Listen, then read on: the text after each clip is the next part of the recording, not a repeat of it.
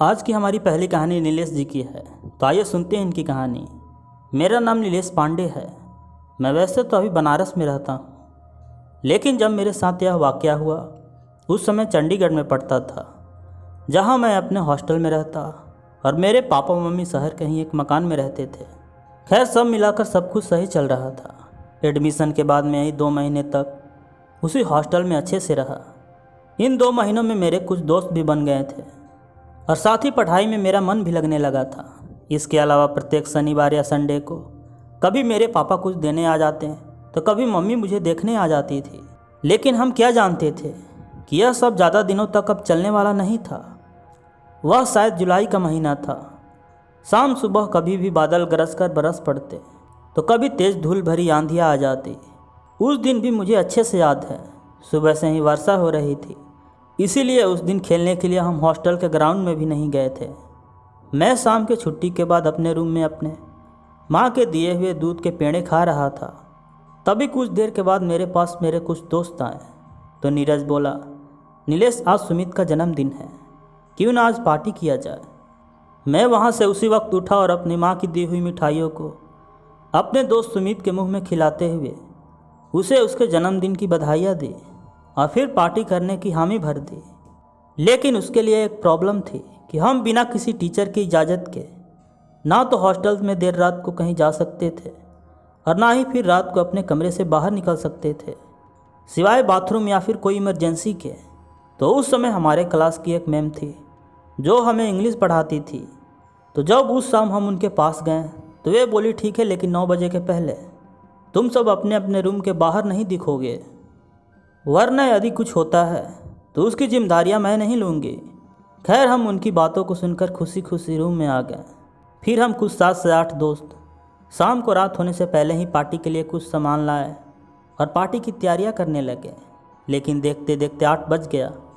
फिर हम सुमित का जन्मदिन मनाए और वह उस शाम अपने घर पर अपने मम्मी से बातें भी किया और हम उस रात यही 9:30 बजे तक अपने अपने बेड पकड़ लिए, क्योंकि सुबह हमें जल्दी से उठकर स्कूल भी जाना था।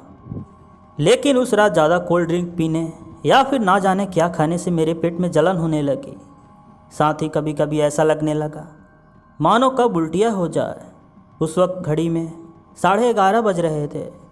तो मैं आपको बता दूं कि उस रात मेरे रूम में हम 2 लोग थे और मेरा रूम पार्टनर पूरी नींद में था। इसीलिए उस रात मैं उसे 1 से 2 बार आवाज़ भी लगाया, लेकिन वह नहीं उठा। फिर मैं अकेले ही उस रात दूसरी मंजिल की सीढ़ियों से उतरकर नीचे के बाथरूम में गया। उस वक्त लाइटें तो जल रही थी, लेकिन नीचे की मंजिल पर एक अलग ही शांति फैली थी।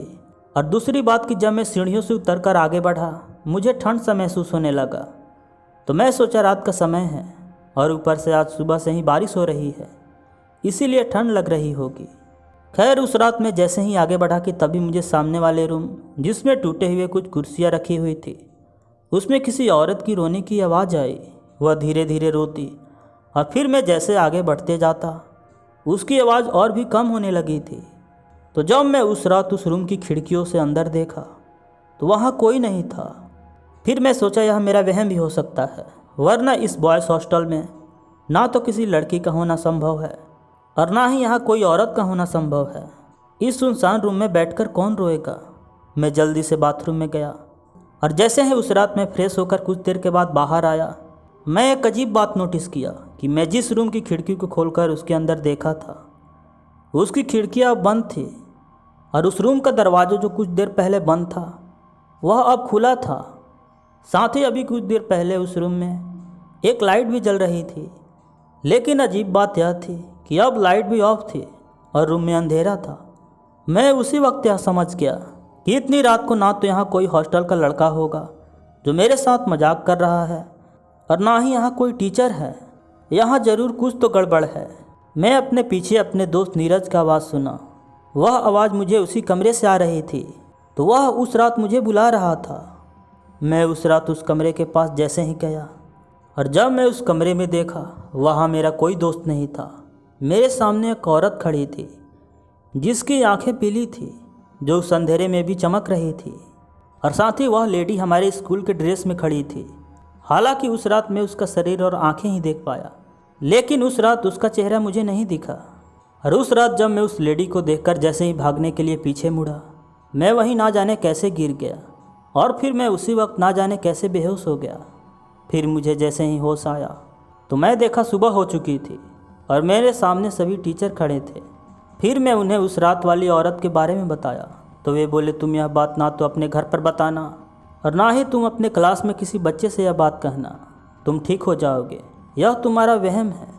लेकिन मैं जानता था कि अपने हॉस्टल के राज को छुपाने के लिए ये लोग बच्चों और उनके माँ बाप को अंधेरे में रखे हुए हैं।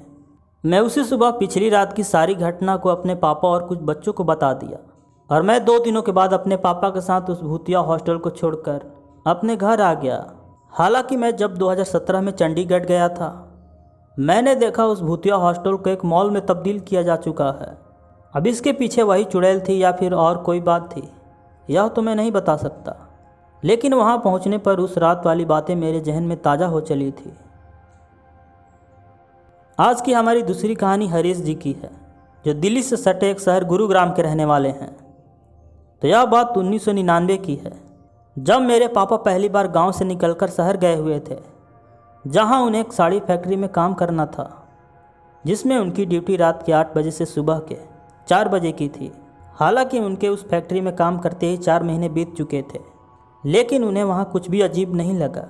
लेकिन एक रात 2 बजे के करीब जब वे गर्म पानी की टंकी के पास किसी काम से गए तो उन्होंने देखा जिस रूम में मोटर लगे थे उस रूम में एक तहखाना भी था, जो एक लोहे की सीढ़ी से होते हुए नीचे को जाता था।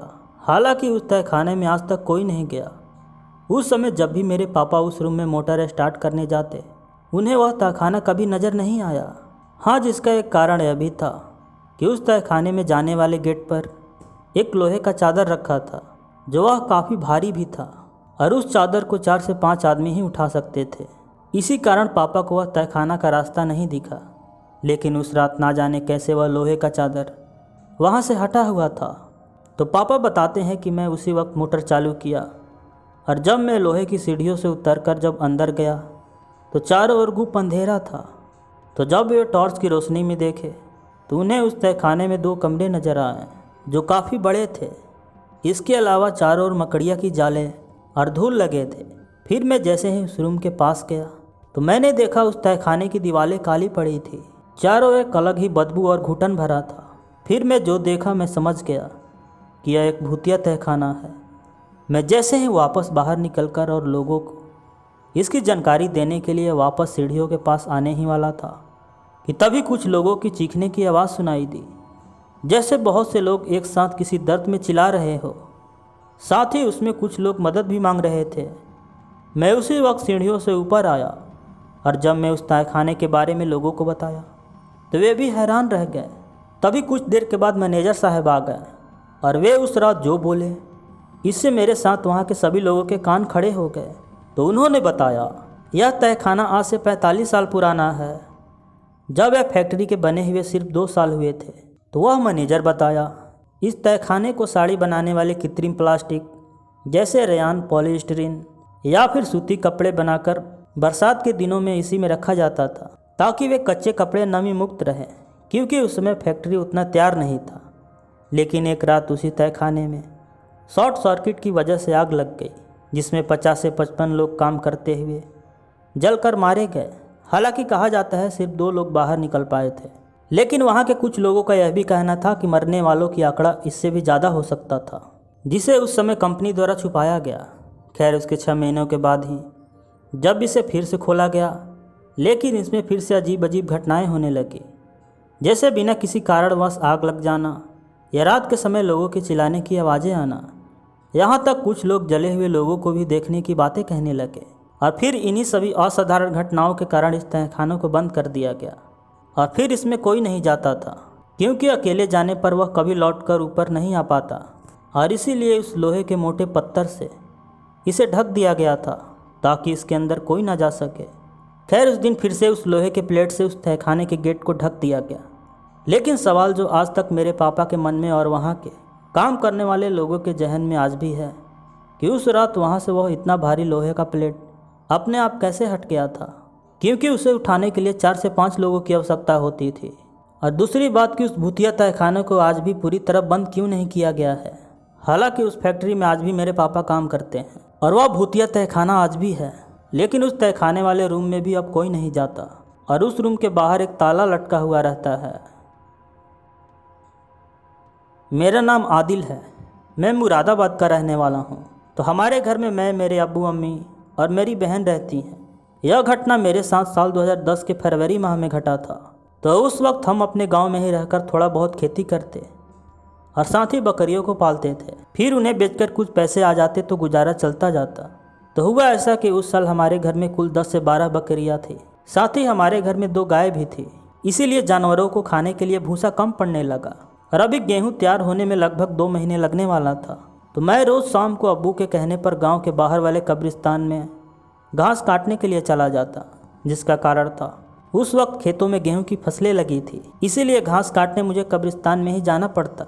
साथ ही मैं आपको बता दूं कि वह कब्रिस्तान लगभग 2 से 3 एकड़ में फैला था और उसमें उस समय बहुत बड़ी बड़ी घासें लगी हुई थी।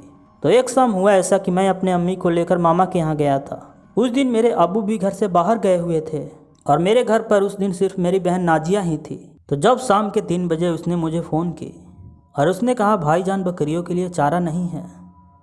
मैं उसी वक्त अपने अम्मी को वहीं छोड़कर वहाँ से अपने गांव आ गया, जो कि 22 किलोमीटर की दूरी पर पड़ता था। लेकिन आते वक्त मुझे 5 बज चुके थे। मैं उसी वक्त घास काटने उसी कब्रिस्तान में चला गया। लेकिन जब मैं उस शाम उस कब्रिस्तान में पहुंचा, मेरे पहले से ही एक आदमी उस कब्रिस्तान में घास काट रहा था। तो उस शाम जब वह मुझे देखा, वह बोला, तुझे आने में इतनी देर क्यों लग गया? तो उस वक्त मैं उसकी बातों को सुनकर हैरान रह गया। तो मैं बोला, चाचा जी आप तो मुझे यहाँ कभी नहीं दिखे, फिर आप मुझे कैसे जानते हैं? तो वह बोला, मैं तुझे रोज़ देखता हूँ, शायद तू मुझे नहीं देखता। खैर मुझे उसकी बातें समझ में नहीं आई और मैं अंधेरा होने से पहले ही जल्दी जल्दी बिना उसे कुछ बोले ही घास काटने लगा कि तभी मैंने देखा वह आदमी मेरे पास आकर खड़ा हुआ था और उस शाम मुझे वह एक सोने का सिक्का देने लगा और मैं उसके हाथों में सोने के सिक्के को देखकर हैरान था। मैं बार बार यही सोच रहा था कि इस घास काटने वाले इंसान के पास सोने का सिक्का कहाँ से आ गया। हालांकि मैं पहली बार तो लेने से उसे साफ साफ मना करने लगा। फिर वह मेरे सामने जिद करने लगा और बोला, तुम यह बात किसी को मत बताना और हाँ, तुम सिर्फ यहाँ इस कब्रिस्तान में रोज़ आ जाना, मैं तुम्हें यहीं मिलूँगा और मैं तुम्हें रोज़ ये सोने के सिक्के भी दूंगा। फिर तुम्हें यह घास काटने और काम करने की कोई आवश्यकता नहीं होगी। तो मैं आपको बता दूं कि जब मैं उसकी बातें सुना, मैं उस समय बहुत खुश हो गया। मेरे मन में अमीर होने के सपने आने लगे थे, लेकिन यह मेरी सबसे बड़ी बेवकूफ़ी थी। खैर मैं उस शाम जैसे ही घास लेकर घर पहुंचा, मैं देखा मेरे अब्बू पहले से ही घर आ चुके थे और मैं उस आदमी के दिए हुए सोने के सिक्के और उसकी कही गई सारी बातों को अपने जहन में नहीं रख सका और मैं अपने अब्बू से उस आदमी के बारे में बता ही दिया। और साथ ही उस शाम मैं अपने अब्बू को उस सोने के सिक्के को भी दिखाया तो मुझे वे डांटने लगे और उसी शाम सीधे मुझे मस्जिद में ले गए। और जब वे मेरे साथ घटी यह वाक़या मौलवी को बताए तो वह मौलवी बोला, तुमने सही किया जो आज ही इसे अपने साथ यहाँ ले आए, वरना उस जिन से शायद कभी तुम्हारे बेटे का पीछा नहीं छूट पाता। तुम्हारा बेटा जिस आदमी से मिलकर आया है और जिसने यह सोने का सिक्का इसे दिया है, यकीनन वह एक मरीद जिन है जो इसे सोने चांदी के लालच में एक दिन इसे मारकर अपने साथ अपनी दुनिया में ले जाना आया था। फिर मैंने उस मौलवी साहब से पूछा, मौलवी साहब यदि वह एक आदमी हुआ तो मौलवी साहब मुझे एक ताबीज़ दिए और बोले, लो इसे तुम अपने गले में पहन लो और अगले दिन जब वह तुम्हारे पास आए तो तुम उसे छूने की कोशिश करना या फिर तुम उसे अपने नज़दीक आने को कहना। यकीनन यदि वह एक इंसान होगा तो वह तुम्हारी हर बात मानेगा, वरना वह कोई शैतान या फिर जीन होगा तो वह तुम्हारी बातें नहीं मानेगा और ना ही तुम्हारे नज़दीक आएगा। खैर मैं दूसरे शाम फिर जब उस कब्रिस्तान में गया तो वह पहले से ही वहीं बैठा था, लेकिन जब उस शाम मेरे गले में वह ताबीज़ देखा वह गुस्से में हो गया और फिर वह एक ज़ोरदार आवाज़ से चिल्लाते हुए बोला, तो तूने मुझे पहचान ही लिया है, इसीलिए यह गले में ताबीज़ पहन कर आया है, लेकिन तू मुझसे ज़्यादा दिन तक नहीं बच सकता। मैं तुझे मौत की नींद सुलाकर ही रहूँगा। और वह आदमी धुआं बनकर ना जाने मेरे सामने ही कहाँ गायब हो गया। मैं उसी वक्त कुछ आयतों को पढ़ते हुए अपने घर आया और जब मैं उस मौलवी के पास पहुँचा तो उन्होंने कहा, तुम्हें डरने की कोई ज़रूरत नहीं है, तुम उसके दिए हुए सोने के सिक्के को उसी कब्रिस्तान में फेंक आना और अपने गले के इस ताबीज़ को भूल कर भी कभी मत उतारना। वरना उसी वक्त तुम्हें वह मार देगा। इसके बाद मैं फिर से कभी उस कब्रिस्तान में नहीं गया। और इस घटना के ठीक 1 साल के बाद हम मुरादाबाद आ गए। तो दोस्तों, आज की कहानी यहीं पर समाप्त होती है और आशा करता हूँ आपको ये कहानी अच्छी लगी हो। तो आप नए हैं तो प्लीज़ हमारे इस चैनल को सब्सक्राइब और लाइक कीजिए। साथ ही आपको हमारी कहानियाँ कैसी लगती है आप अपनी राय कमेंट बॉक्स में ज़रूर बताइएगा। खैर, मिलते हैं नेक्स्ट वीडियो में, तब तक बाय एंड टेक केयर।